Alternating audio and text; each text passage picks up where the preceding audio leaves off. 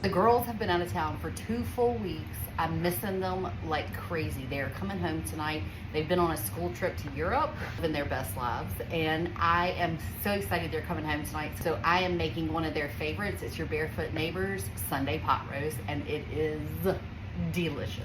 All right, let's get started. So we've got to dredge our meat in some seasoned flour, so let's make that really quick. So about a half a cup of all-purpose flour, a teaspoon of pepper, salt, and then a teaspoon each of garlic and onion powder. I'm gonna get my Dutch oven heated up. You wanna put some neutral, so canola, vegetable oil, something like that. So I'm gonna coat the bottom of my pan. So I've made this for y'all before, and I've told y'all I am not a big pot roast fan, but I love this pot roast. It is so good.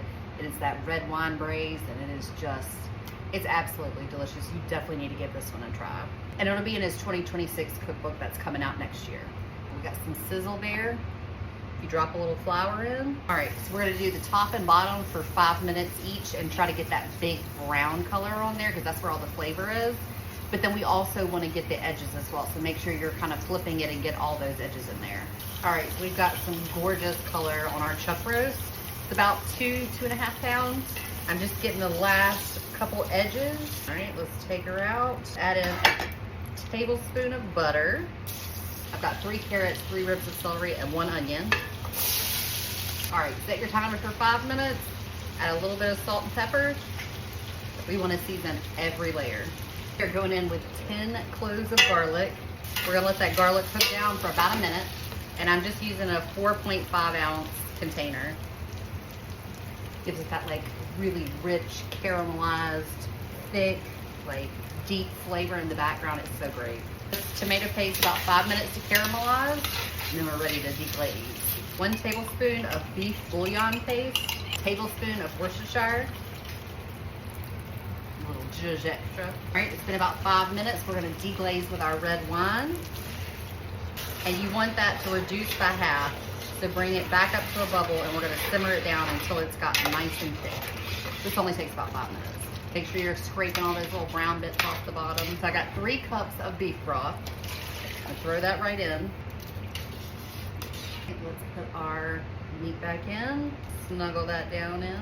A chuck roast that is 2.5 pounds is gonna be more like 2.5, 3 hours in a 275-degree oven. If you're using a Dutch oven to keep all that steam in, use some tin foil first and then put your lid on. So a little tin foil, little lid, 275, 2.5 to 3 hours. Dadgummit, okay.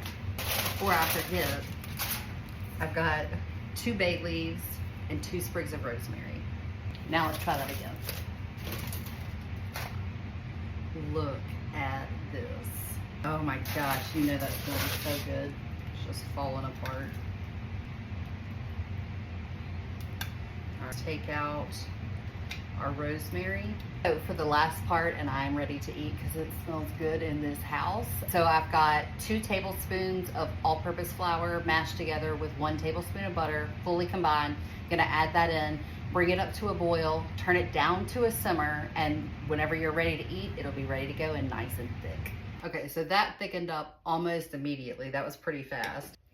And it's just gorgeous and falling apart. We brought our meat up on the meat thermometer at 195 to 205.